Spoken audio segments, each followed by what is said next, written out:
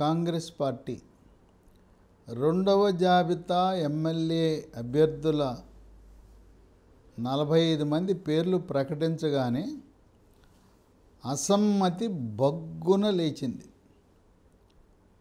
అట్టహాసంగా ఉదయపూర్ డిక్లరేషన్ అన్నారు, రాయపూర్ ప్రకటన అన్నారు. వాటి సారాంశం ఏంటి? కనీసము 5 సంవత్సరాలు పార్టీలో పనిచేసిన వారికి మాత్రమే సీట్లు ఇవ్వాలి. అది ఎక్కడా కూడా ప్రస్తుతం అమలు కాలేదు. 24 గంటల ముందు చేరిన వారికి కూడా, ఇంకా కొద్దిమందికి అయితే 12 గంటల ముందు చేరిన వారికి కూడా టికెట్ ఇచ్చారు. ఏమైపోయింది 5 సంవత్సరాల సూత్రం అని ప్రశ్నిస్తున్నారు. ఇంకా ఒక కుటుంబంలో 2 సీట్లు ఇవ్వకూడదు అన్నారు. మరి బీఆర్ఎస్ పార్టీలో 2 సీట్లు ఇవ్వలేదని నిరసన తెలిపి ఈ మధ్య కాలంలో కొద్ది నెలల క్రితము పార్టీలో చేరిన మైనంపల్లి హనుమంతరావు, ఆయన కుమారుడు మైనంపల్లి రోహిత్కి ఏ ప్రాతిపదికన ఒక కుటుంబంలో 2 సీట్లు ఇచ్చారు అని చెప్పి సీనియర్ కాంగ్రెస్ నాయకులు ప్రశ్నిస్తున్నారు. చెప్పేదొకటి, చేసేదొకటి. ప్రకటనలు గొప్పగా ప్రకటనలు చేస్తారు, ఆచరణలో శూన్యం. ఎక్కడా కూడా సామాజిక న్యాయం అనేది లేదు. కాంగ్రెస్ పార్టీ అంటే రెడ్డి ఆధిక్యత కలిగిన పార్టీగా ముద్రపడిందని పార్టీ నాయకులే విమర్శిస్తున్నారు. ఎవరో కాదు, సీనియర్ నాయకుడు వి హనుమంతరావే వాపోతున్నాడు. ఇప్పటి వరకు ప్రకటించిన సీట్లలో రెడ్డి సామాజిక వర్గానికి చెందిన వారు 37 మంది ఉంటే దాంట్లో సగం మాత్రమే ఉన్నారు బీసీలు. బీసీలు నేటి వరకు ఉన్న జాబితాలో 18 ఉన్నారు. వాస్తవానికి తెలంగాణ ప్రదేశ్ కాంగ్రెస్ కమిటీ ఒక తీర్మానం చేసింది. 17 లోక్సభ సీట్లు ఉన్నాయి, ఒక్కొక్క లోక్సభ సీటు పరిధిలో 2 బీసీలకు ఇవ్వాలి అన్నారు. అంటే 34 సీట్లు బీసీలకు ఇవ్వాలి. వీళ్ళు ఇచ్చింది 18 సీట్లు. అంటే చెప్పిన దానికి తీర్మానంలో సగం మందికే ఇచ్చారు. రాష్ట్ర జనాభాలో 60% ఉన్న బీసీలకు 18 సీట్ల, రాష్ట్ర జనాభాలో 6% ఉన్న రెడ్డి సామాజిక వర్గానికి 37 సీట్ల అని బీసీలు ప్రశ్నిస్తున్నారు. ఒక పక్క భారతీయ జనతా పార్టీ బీసీ ముఖ్యమంత్రి అని ప్రకటించి బీసీలకు అత్యధికంగా సీట్లు ఇచ్చిన పార్టీ బీజేపీ. బీజేపీ మొదటి జాబితాలో 52 సీట్లు ప్రకటిస్తే దాంట్లో 19 సీట్లు బీసీలకు ఇచ్చారు. అగ్రవర్ణాలతో సమానంగా, అగ్రవర్ణాల కంటే మించి బీసీలకు సీట్లు ఇస్తున్నారు. బీఆర్ఎస్ కూడా బీసీలకు అన్యాయం చేసింది. వాళ్ళ మొత్తం సీట్లలో 23 సీట్లు మాత్రమే బీఆర్ఎస్ పార్టీ బీసీలకు ఇచ్చింది. ఆ విధంగా కాంగ్రెస్, బీఆర్ఎస్ రెండూ కూడా బీసీలకు అన్యాయం చేసింది. ఓట్లు మావా, సీట్లు మీవా అని చెప్పి బీసీ వర్గాలు తెలంగాణ రాష్ట్రంలో ఆగ్రహావేశాలతో ఉన్నాయి. ఎలవేళలా పల్లకీలు మోసేది మేమేనా? మీరెప్పుడు పల్లకీల్లో కూర్చుంటారా? బీసీలకు తెలివితేటలు లేవా? బీసీలకు రాజ్యాధికారం ఎందుకు ఇవ్వరు? బీసీలు పరిపాలనా సామర్థ్యం లేదా? మేము పల్లకీలో కూర్చునే హక్కు మాకు లేదా? కనుక మా తడాకా చూపిస్తాం, బీసీల తడాకా చూపిస్తామని 113 కులాలున్న తెలంగాణ రాష్ట్రంలో 60% ఉన్న బీసీలు కంకణబద్దులై బీసీలకు ఎవరైతే అన్యాయం చేశారో వాళ్ళకు గుణపాఠం నేర్పిస్తాం, బీసీలను ప్రోత్సహించి బీసీలు ముఖ్యమంత్రిగా ప్రకటించిన ఆ పార్టీని ఆదరిస్తామనే ధోరణికి బీసీలు వచ్చారు. ఇక ఇక్కడ ఈ జాబితాలో చాలా ఆశ్చర్యకరమైన పరిణామాలు. ప్రదేశ్ కాంగ్రెస్ తీర్మానం ఏం చేశారు? అనుబంధ సంఘాలలో ఉండేవారికి ఒక్కొక్కరికి కనీసం ఒక అనుబంధ సంఘానికి ఒక సీటు ఇద్దామని నిర్ణయించారు. గతంలో హుజూరాబాద్ ఉప ఎన్నికలో పోటీ చేసిన ఎన్ఎస్యుఐ రాష్ట్ర అధ్యక్షుడు బల్మూరి వెంకట్కి మొండి చేయి చూపించారు. ఇక అలాగే రాష్ట్ర యువజన కాంగ్రెస్ అధ్యక్షుడు శివసేనారెడ్డి, ఆయనకి సీట్ లేదు. అంటే కాంగ్రెస్ పార్టీ అంటే వృద్ధ నాయకుల పార్టీయేనా? యువజన కాంగ్రెస్ వద్దా? అలాగే ఎన్ఎస్యుఐ విద్యార్థి విభాగం అంటే మీకు లెక్కలేదా? విద్యార్థులు లేకుండా, యువత లేకుండా, యువత ప్రతినిధి, విద్యార్థి ప్రతినిధులు లేకుండా కేవలం వృద్ధ నాయకులతో కాంగ్రెస్ పార్టీ ఎలా నిర్వహిస్తారు, ఎలా ముందుకు అడుగుతారని యువకులు ప్రశ్నించే పరిస్థితి వచ్చింది. 1994లో ఆనాడు కాంగ్రెస్ పార్టీ ఉమ్మడి రాష్ట్రంలో తుడిచిపెట్టుకుపోయింది. ప్రతిపక్ష హోదా కూడా రాలా.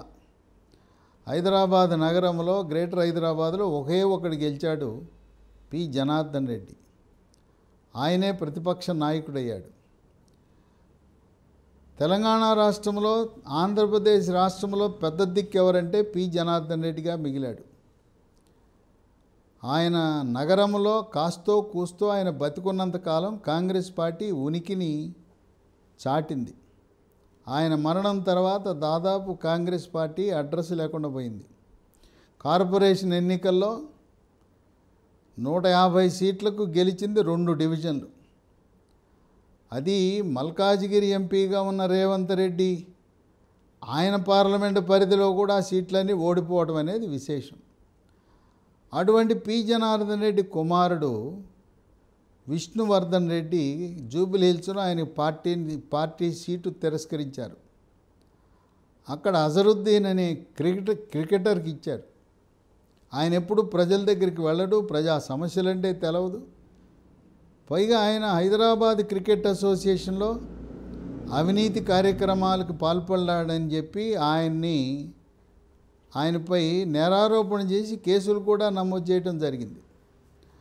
అవినీతి ట్రాక్ రికార్డు కరిగి ప్రజా సేవ అంటే తెలవని వ్యక్తికి ఎలా ఇచ్చాడని విష్ణువర్ధన్ రెడ్డి ప్రశ్నిస్తూ, నా తండ్రి ఈ పార్టీని నమ్ముకున్నాడు, పార్టీని బతికించాడు, నేను కూడా తండ్రి బాటలో 2 సార్లు ఎమ్మెల్యేగా పనిచేసి ఇతర పార్టీల వాళ్ళు నన్ను రమ్మని ఆహ్వానించినా కూడా నా తండ్రి యొక్క ఆత్మ క్షోభించకూడదని చెప్పి కాంగ్రెస్ పార్టీలో కొనసాగితే నాకు తగిన శాస్తి చేశారు, నాకు సీట్ ఇవ్వలేదని చెప్పి నిరసనగా రాజీనామా చేసి ఆయన ఒకటే చెప్పాడు, నేను పోటీ చేస్తున్నా, నా పేరు ఈవీఎం పెట్టి మీద ఉంటుంది, నేను ఎట్టి పరిస్థితుల్లో పోటీ చేయబోతున్నాను, నా అనుచరులతో సంప్రదించి ఏ రాజకీయ పార్టీ తరపున పోటీ చేస్తాను అనేది నా సహచరులు, అనుచరులు, శ్రేయోభిలాషుల యొక్క నిర్ణయం మేరకు ఒక తగు నిర్ణయం తీసుకుంటానని చెప్పాడు.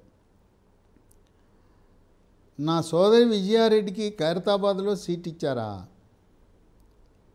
వారసుడు అంటే కూతురు ఎప్పుడు వారసుడు కాదు, కొడుకే వారసుడు అవుతాడు.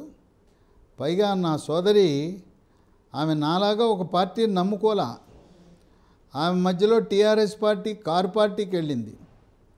కారు పార్టీలో ఇప్పుడు కార్పొరేటర్గా ఉంది. కార్పొరేటర్గా గెలిచి మేయర్ పదవిని ఆశించి అక్కడ ఆమెకు భంగపాటు వల్ల పార్టీ మారి కాంగ్రెస్కి వచ్చింది. పార్టీలు మారినా నా సోదరికి టికెట్ ఇస్తారా? పార్టీని నమ్ముకుని నన్ను నిలువునా ముంచుతారా అని చెప్పి విష్ణువర్ధన్ రెడ్డి వాపోతున్నాడు. ఇక ఆయనలాగా అనేక మంది, ఎన్ఎస్యుఐ రాష్ట్ర అధ్యక్షుడు బల్మూరి వెంకట్, రాష్ట్ర యువజన కాంగ్రెస్ అధ్యక్షుడు శివసేనారెడ్డి, ఇక వింతైన ప్రక్రియ మునుగోడు నియోజకవర్గంలో 12 గంటల ముందు చేరిన కోమటిరెడ్డి రాజగోపాల్ రెడ్డిని పార్టీలో చేర్చుకుని ఆయనకు మునుగోడు సీట్ ఇవ్వటాన్ని చలమల కృష్ణారెడ్డి తీవ్రంగా వ్యతిరేకిస్తున్నాడు. ఉప ఎన్నిక తరువాత నేను రంగంలో దిగి ఆర్థిక వనరులు ఖర్చు పెట్టి 176 గ్రామాలలో 150 గ్రామాలు సంచరించి ప్రజలకు దగ్గరగా ఉండి సేవ కార్యక్రమాలు చేస్తున్నాను. నన్ను కాదని ఎన్ని పార్టీలు మారే రాజగోపాల్ రెడ్డికి ఎలా సీట్ ఇస్తారని చెప్పి ఆయన ఆగ్రహంతో ఉన్నాడు. ఆయన కార్యాచరణ కూడా తన అనుచరులతో సహచరులతో సంప్రదించి ఆయన రాజీనామా చేసి ఇండిపెండెంట్గా కానీ వేరే రాజకీయ పార్టీపై సింబల్పై పోటీ చేసే అవకాశాలు ఉన్నాయి. మునుగోడు పరిస్థితి అగమ్యగోచరంగా ఉంది. అక్కడ భారతీయ జనతా పార్టీ ఒక బీసీ సామాజిక వర్గానికి చెందిన మాజీ ఎంపీ డాక్టర్ బూరా నర్సయ్య గౌడ్ని గాన రంగంలో దింపితే కోమటిరెడ్డి రాజగోపాల్ రెడ్డి గెలుపు చాలా కష్టం. అక్కడ బీసీలు అధికంగా ఉన్నారు, గౌడ సామాజికం అధికంగా ఉన్నారు. ఈ రెడ్డి సామాజిక వర్గానికి చెందిన ఓట్లు చీలిపోతాయి. చలమల కృష్ణారెడ్డి సహకరించడు. మొన్న ఉప ఎన్నికలో పోటీ చేసిన పాల్వాయి గోవర్ధన్ రెడ్డి కుమార్తె పాల్వాయి స్రవంతి రెడ్డి కూడా సహకరించే అవకాశం లేదు. కమ్యూనిస్టులు అంటిముట్టినట్టున్నారు. ఉప ఎన్నికలో సహకరించిన విధంగా కమ్యూనిస్టులు కూడా సహకరించరు. కనుక డాక్టర్ బూర నరసయ్య గౌడ్ పోటీ చేస్తే ఆయన విజయం నల్లేరు మీద నడక. కోమటిరెడ్డి రాజగోపాల్ రెడ్డి ఈ గెలుపు అనుమానాస్పదమే అని విశ్లేషకులు భావిస్తున్నారు. ఇక ఆదిలాబాద్ జిల్లాకు వెళ్తే ఆదిలాబాదు సీటు అక్కడ నమ్ముకున్న బీసీ ఎంతో కాలంగా కాంగ్రెస్ పార్టీలో పనిచేస్తున్న సుజాతను వదిలేసి బీజేపీ పార్టీలో చేరి బీజేపీలో టికెట్ రాదని ఆఖరి నిమిషంలో పార్టీ మారి కాంగ్రెస్లోకి వచ్చిన కంది శ్రీనివాసరెడ్డికి ఎలా సీట్ ఇస్తారని చెప్పి సుజాత ప్రశ్నిస్తూ ఉంది. అక్కడ కూడా ముసలం ప్రారంభమైంది. బీసీలందరూ కూడా తిరుగుబాటు చేసే పరిస్థితి వచ్చింది. ఆసిఫాబాద్లో సరస్వతి, ఇక వరంగల్ వెస్ట్లో జంగా రాఘవరెడ్డి సీనియర్ నాయకుడు, ఆయన కూడా అసంతృప్తితో ఉండి ఆయన కూడా తిరుగుబాటు బావటా ఎగరేస్తున్నాడు. ఈ విధంగా అనేక మంది నాయకులు సీటు రాలేదని తిరుగుబాటు బావుటా ఇస్తున్న తరుణంలో కాంగ్రెస్ పార్టీ విజయం సాధించడం చాలా కష్టతరం.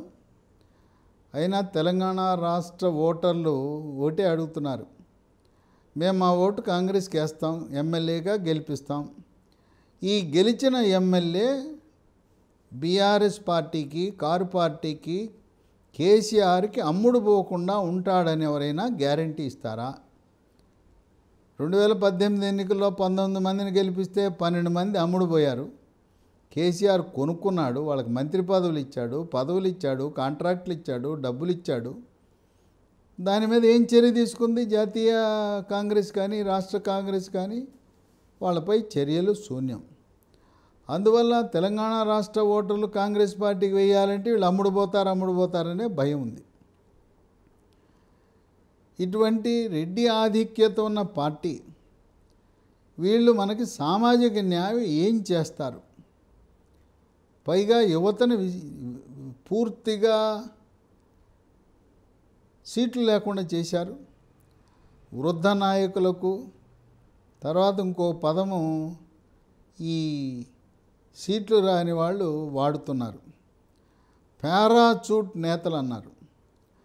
అంటే అసలు పార్టీలో పని చేయకుండా 5 సంవత్సరాలు కాంగ్రెస్ పార్టీ జెండా భుజాన పెట్టుకుని నడుస్తూ ఎన్నో ధర్నాలు ఉద్యమాలు చేస్తూ వాళ్ళను కాదని ఆకాశం నుంచి ఊడిపడిన నేతలు ఎన్నికల సమయంలో సీటు కోసం వచ్చి సీటు పొందినవారు పారాచూట్ నేతలు అన్నారు వాళ్ళు. ఇక తర్వాత రేవంత్ రెడ్డి మీద అనేకమైన ఆరోపణలు వచ్చినాయి. ఆయన చంద్రబాబు నాయుడు చెప్తే వెళ్ళి ఒక ఎమ్మెల్యేను కొనుగోలు చేసే విషయంలో, ఓటుకు నోటు కేసు విషయంలో రేవంత్ రెడ్డి జైలుకి వెళ్ళాడు. ఆ రోజు ఓటుకు నోటు, ఈరోజు నోటుకు సీట్లు అమ్ముకున్నాడనే ఆరోపణ రేవంత్ రెడ్డిపై బలంగా వినిపిస్తూ ఉంది. ఈ సీట్లు రాని వాళ్ళందరూ కూడా గతంలో 2014లో నిర్మల్లో ఇప్పుడు ప్రస్తుత మంత్రిగా ఉన్న ఇంద్రకరణ్ రెడ్డికి కాంగ్రెస్ పార్టీ సీట్ ఇవ్వాల. ఆయన ఏం చేశాడు, ఆయన బీఎస్పీ ఏనుగు పార్టీ తరపున పోటీ చేసి 2014లో బీఎస్పీ తరపున గెలిచి తర్వాత టీఆర్ఎస్ పార్టీలో చేరాడు. అదేవిధంగా సిరిపూర్ కాగజ్నగర్లో 2014లో కోనేరు కోనప్ప ఆయనకు కూడా కాంగ్రెస్ పార్టీ మోసం చేస్తే ఏనుగు పార్టీ బీఎస్పీ పార్టీలో చేరి విజయం సాధించి తదుపరి టీఆర్ఎస్ పార్టీలో చేరాడు. 2018లో కోరుగంటి చందర్ ఆయన All India Forward Bloc party తరపున పోటీ చేసి గెలిచిన తర్వాత ఆయన టీఆర్ఎస్ పార్టీలో చేరాడు. అందువల్ల గత చరిత్రను చూస్తే ఈ సీటు రాని ప్రముఖులు కాంగ్రెస్ నాయకులు ఇండిపెండెంట్గా పోటీ చేయటం కంటే కూడా గత చరిత్రను బట్టి బీఎస్పీ పార్టీ తరపున కానీ ఫార్వర్డ్ బ్లాక్ తరపున కానీ గుర్తింపు కలిగిన రాజకీయ పార్టీగా పోటీ చేసే అవకాశాలు అధికంగా ఉన్నాయని విశ్లేషకులు భావిస్తున్నారు. కాంగ్రెస్ పార్టీ ఎక్కడో కర్ణాటకలో విజయం సాధించిందని, తెలంగాణ రాష్ట్రంలో విజయం సాధిస్తుందని నమ్ముకున్నారు. అసలు ఆలి లేదు సూలి లేదు, అల్లుడి పేరు సోమలింగం అనే విధంగా ఇప్పుడే ముఖ్యమంత్రి అభ్యర్థులుగా ప్రకటించేసుకుంటున్నారు. రేవంత్ రెడ్డి నేను పిసిసి అధ్యక్షుడిని, అందువల్ల నేనే కాబోయే ముఖ్యమంత్రి ఆయన ఏకంగా ముహూర్తం పెట్టేశాడు. డిసెంబర్ 9 ఎల్బీ స్టేడియంలో ప్రమాణ స్వీకారం. ఆ రోజు 6 గ్యారెంటీలకు సంతకం పెడతా, మీరందరూ ప్రమాణ స్వీకారానికి రండి అని ఆయన ముందే ప్రకటించేశాడు. ఇక జానారెడ్డి ఇంకొక అడుగు ముందు వేసి అసలు నేను ముఖ్యమంత్రి పదవి కోరటమేంటి, ముఖ్యమంత్రి పదవే నా దగ్గరకు నడుచుకుంటూ వస్తుందని ఆయన ప్రకటనలు చేయటం. ఇక ఉత్తమ్ కుమార్ రెడ్డి నేనేం తక్కువ తిన్నానా, నాకున్న సీనియారిటీ అనుభవాన్ని బట్టి నేను కూడా సమర్థుడైన ముఖ్యమంత్రి కాబోతున్నాను ఆయన. ఇక కోమటిరెడ్డి వెంకటరెడ్డి నేను ఈ పార్టీలో ఇంత సేవ చేశాను, నేనేం తక్కువ తినలేదు, నేను కూడా ముఖ్యమంత్రికి అర్హుడినే అని ఆయన. ఇక జగ్గారెడ్డి ఆయన విజయదశమి సందర్భంగా నేను కూడా ముఖ్యమంత్రి అభ్యర్థినే, నాకు అన్ని అర్హతలు ఉన్నాయని చెప్పి వీళ్ళందరూ ప్రకటనలు చేసుకున్నారు. ఇక బీసీల తరపున వి హనుమంతరావు, మరి మధు యాష్కి గౌడ్, పొన్నం ప్రభాకర్ ఈ బీసీ పీఠము అది ముఖ్యమంత్రి పదవిని ఆశిస్తున్నారు. ఎస్సీల్లో సిఎల్పి నేత బట్టి విక్రమార్క, ఆయనతో పాటు మాజీ ఉప ముఖ్యమంత్రి దామోదర్ రాజనరసింహ. ఇక ఎస్టీల్లో బలరామ నాయక్, మైనారిటీల్లో షబ్బీర్ అలీ. ఎంతమంది ముఖ్యమంత్రులు ఉన్నారు, అసలు ఇంకా నామినేషన్లు వేయలేదు. ఇక ఇప్పుడే తన్నుకుంటున్నారు, ముఖ్యమంత్రి పదవి కోసం తన్నుకుంటున్నారు. ప్రజలందరూ గమనిస్తున్నారు. అన్నా వీళ్లకు పదవి ఇస్తే ఈ ముఖ్యమంత్రి పదవి కోసం ఇప్పటి నుంచే తన్నుకుంటున్నారు. ఈ క్రమశిక్షణ లేని ఎమ్మెల్యేలు అమ్ముడుపోయే పార్టీకి ఓటేస్తే మనకి ఏం జరుగుతుంది అభివృద్ధి సంక్షేమం అని చెప్పి ఆలోచనలో పడ్డారు తెలంగాణ ఓటర్లు. ఇటువంటి పరిస్థితిలో కమ్యూనిస్ట్ పార్టీలు కూడా చాలా అసహనంగా ఉన్నాయి. వాళ్ళు కోరిన సీట్లు ఇవ్వాల. సిపిఐ పార్టీ కొత్తగూడెం ఇచ్చారు, ఆ చెన్నూరు అనేది ఇచ్చారు. ఆ చెన్నూరులో అసలు సిపిఐ పార్టీకి ఉనికే లేదు. ఇక సిపిఎంకి మిర్యాలగూడ ఇచ్చారు. సిపిఐ తరపున కొత్తగూడెంలో సాంబశివరావు రాష్ట్ర కార్యదర్శి పోటీ చేస్తాడు. సిపిఎం తరపున మిర్యాలగూడలో జోలకంటి రంగారెడ్డి పోటీ చేస్తాడు. సిపిఎం రెండవ సీటు గురించి ఇంకా తేల్చలా. ఖమ్మం జిల్లాలో వైరా కానీ లేదు, మాకు మరొక సీటు ఖమ్మంలోనే ఇవ్వాలంటున్నారు సిపిఎం. ఇంకా రెండో సీటు గురించి ముడిపడి ఉంది. ఇక గొప్ప ఆశలతో వచ్చాడు పొంగులేటి శ్రీనివాసరెడ్డి. ఈ ఖమ్మం జిల్లాలో సీట్లన్నీ నేను చెప్పిన వాళ్ళకి ఇవ్వాలన్నాడు. ఆయన సికింద్రాబాద్లోనూ లేకపోతే శేర్లింగంపల్లిలో కూడా నేను చెప్పిన వాళ్ళకి ఇవ్వాలన్నారు. యథావిధిగా లోపల చేర్చుకునేదాకా రా అన్నారు. పొంగులేటి శ్రీనివాసరెడ్డికి ఆయన మాట సాగకుండా చేసేశారు. ఆయన గౌరవం లేకుండా చేశారు. ఆయన చెప్పిన వాళ్ళకి ఎవరికి సీట్లు వచ్చే పరిస్థితి లేదు. ఉమ్మడి ఖమ్మం జిల్లానే ఆయన మాట సాగటంలా, ఇంకా సికింద్రాబాద్లోనూ శేర్లింగంపల్లిలో ఎవరు ఇచ్చే పరిస్థితే లేదు.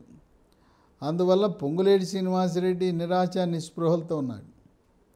ఈ కాంగ్రెస్ పార్టీ వాళ్ళు చంద్రబాబు నాయుడిని జైల్లో పెట్టారు కదా, ఈ బీజేపీయే దానికి కారణం అని చెప్పి ప్రచారం చేసి సీమాంధ్ర ఓట్లు, తెలుగుదేశం పార్టీ ఓట్లు, సానుభూతి పరులు, ఎన్టీఆర్ అభిమానులు, చంద్రబాబు అభిమానులు, సాఫ్ట్వేర్ రంగ నిపుణులు ఓట్లు పొందాలని ఆలోచించారు.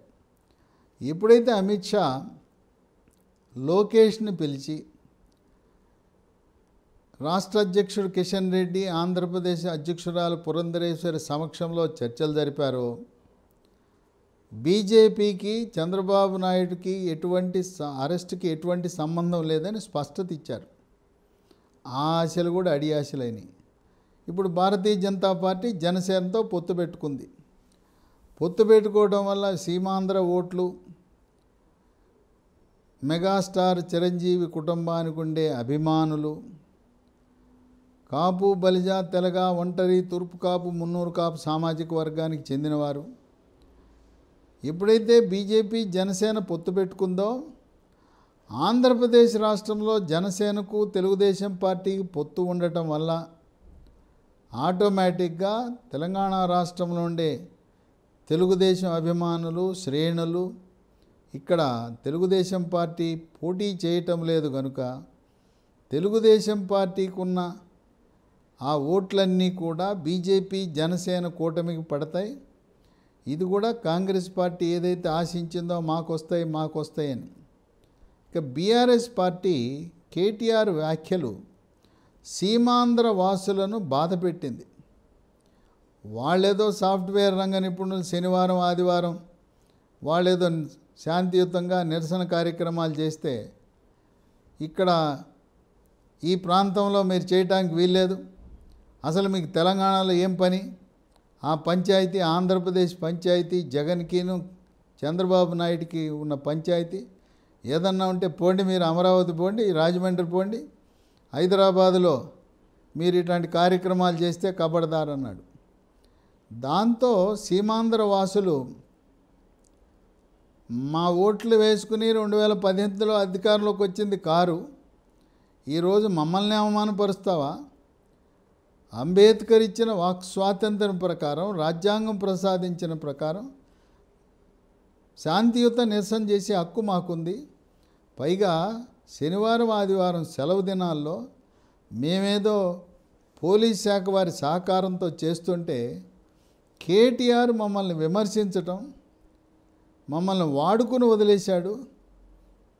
తెప్ప ఎక్కినంతసేపు ఓడమల్లన్న అని తెప్ప దాటిన తర్వాత బోడిమల్ల అనే విధంగా సీమాంధ్ర వాసులను, సాఫ్ట్వేర్ రంగ నిపుణులను కేటీఆర్ భాష తీవ్రమైన అసంతృప్తి, బాధను కలిగించింది. అందువల్ల తెలంగాణ రాష్ట్రంలో 35 నియోజకవర్గాల్లో సీమాంధ్ర వాసుల యొక్క ప్రభావం ఉంటుంది. వాళ్ళే గెలుపు ఓటముల్ని శాసిస్తారు. ఈ 35 నియోజకవర్గాల్లో ప్రస్తుత పరిస్థితులలో భారతీయ జనతా పార్టీతో జనసేన కూటమిగా ఏర్పడటం వల్ల సీమాంధ్ర ఓటర్లన్నీ కూడా ఈ కూటమికి పడే అవకాశం ఉన్నది. ఎటు చూసినా కూడా మేమే రాష్ట్రాన్ని ఏర్పాటు చేసినప్పుడు 2014లో కాంగ్రెస్ పార్టీకి వచ్చినాయి 21 సీట్లు. అన్ని పార్టీలు కలిసి ఒక మహాకూటమిగా ఏర్పడి ప్రభుత్వ వ్యతిరేక ఓటు చీలకూడదని 2018లో పోటీ చేస్తే గెలిచిన సీట్లు 19. ఆ 19లో 12 మంది కాంగ్రెస్ ఎమ్మెల్యేలు అమ్ముడుపోయారు. కనుక 2014లో, 2018లో 21, 19 గెలిచి మళ్ళీ అదే సంఖ్యకు పరిమితం అవుతుందని, 20 సీట్ల కంటే దాటే అవకాశం లేదని రాజకీయ విశ్లేషకులు భావిస్తున్నారు. ఉమ్మడి ఆంధ్రప్రదేశ్లో కూడా 1989లో అధికారంలోకి వచ్చిన, తదుపరి 2004లో అధికారంలోకి వచ్చిన, ఆ రోజు తెలంగాణలో సీట్లు చాలా తక్కువ వచ్చినాయి కాంగ్రెస్ పార్టీకి. ఆ రోజు చెన్నారెడ్డి ముఖ్యమంత్రి అయినా, రాజశేఖర రెడ్డి ముఖ్యమంత్రి అయినా, రాయలసీమ సీమాంధ్రలో సీట్లతోనే కాంగ్రెస్ పార్టీ అధికారంలోకి వచ్చింది. 1983 నుంచి అన్న ఎన్టీ రామారావు పెట్టినప్పటి నుంచి కూడా ఎన్టీఆర్ టీడీపీ పార్టీ ద్వారా బీసీలకు రాజ్యాధికారం ఇచ్చిన దాన్ని మనసులో పెట్టుకుని నేటికి కూడా బీసీలు కాంగ్రెస్ పార్టీకి దూరమయ్యారు. ఆ ఎన్టీఆర్ బాటలో మళ్ళీ ప్రధానమంత్రి మోదీ, భారతీయ జనతా పార్టీ అడుగులు వేస్తూ బీసీలను హక్కున చేర్చుకుని, బీసీలకు రాజ్యాధికారం ఇచ్చి, బీసీలకు అధిక సంఖ్యలో సీట్లు ఇచ్చి, ఏ రాజకీయ పార్టీ ఇవ్వనన్ని సంఖ్యాపరంగా బీసీలకు సీట్లు, ఎమ్మెల్యే సీట్లు, బీసీ ముఖ్యమంత్రిని ప్రకటించడం ద్వారా కమలం పార్టీ డబుల్ ఇంజిన్ సర్కార్ స్థాపించాలనే కృతనిశ్చయంతో ఉన్న తరుణంలో కాంగ్రెస్ పార్టీ సీటు కేటాయింపులలోనే చతికిలబడి తీవ్రమైన ఆరోపణలు, సీట్లు అమ్ముకున్నారు, ధనిక వర్గాలకు ఇచ్చారు, బీసీలను పూర్తిగా విస్మరించారు, బీసీలకు ఇస్తానన్న 34 సీట్లు ఎక్కడ పోయినాయి, ఎందుకు ఇవ్వరు అని చెప్పి ప్రశ్నిస్తూ సీనియర్ నాయకులైన వి హనుమంతరావు, మహేష్ గౌడ్, పొన్నం ప్రభాకర్, మధు యాష్కి వీళ్ళందరూ కూడా తీవ్ర అసంతృప్తితో ఉండి నిరసన తెలియపరిచిన రెడ్డి ఆధిపత్యం ఉన్న కాంగ్రెస్ పార్టీలో వీళ్ళ మాట చలామణి కాకుండా ఉన్నది. జాతీయ అధ్యక్షుడు మల్లికార్జున ఖర్గే కానీ, కేసీ వేణుగోపాల్ కానీ ఈ రెడ్డి సామాజిక వర్గం యొక్క ఆధిపత్యాన్ని నిలువరించడంలో పూర్తిగా వైఫల్యం చెందారని చెప్పి